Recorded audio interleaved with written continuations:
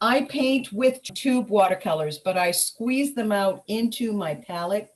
And if you're a beginner watercolor painter, I really recommend that you do that because it's hard to get the right amount of pigment when it's loose out of the tube. It's much easier. This would be considered a pan watercolor. And I do need to fill mine in.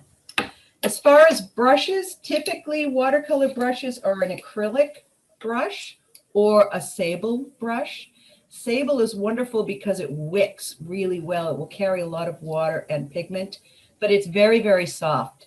So I use a sable synthetic blend, and the one that I've been using is from Cheap Joe's, and it's called the Dreamcatcher. Synthetic sable or a synthetic sable blend. You would want to have a couple of rounds and a flat. Another brush that I use a lot is called a script liner. If you have a rigger brush, that's pretty much the same thing. And if you have never used a Fritz scrubber before, you will learn how to do that with me because that's another brush that I love to use.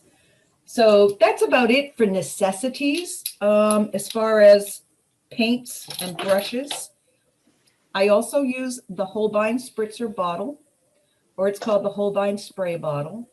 And I would recommend you pick one of these up if you don't have it. They're $3 or $4. Sometimes we use masking fluid, and the masking fluid that I like to use is called PBO drawing gum. I like it because I can see where I've put it on my paper because it's kind of a bluish color. And then when it dries, it gets a little more gray. So if you don't have that, you might want to pick up some masking fluid. This is a mask remover. It's really filthy, but it still does the job. You can get one of those or you can use your finger.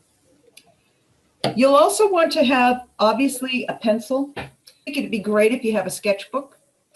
Just bring that along, or even some paper from your printer. You want a white plastic eraser.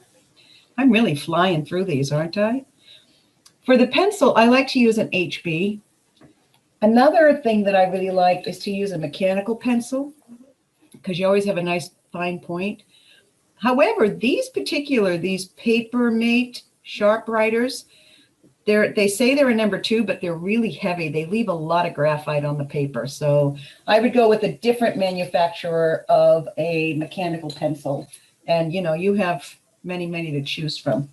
The other thing I wanted to talk to you about was paper. This is a piece of Arches 140-pound cold press paper.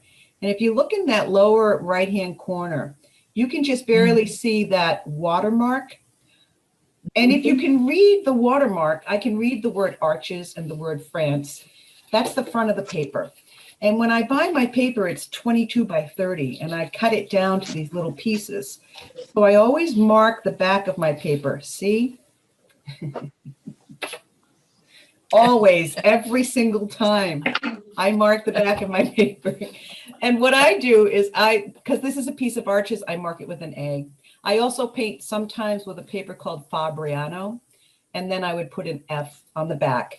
I really recommend you get yourself some good quality watercolor paper because it will serve you and it will make you a better painter.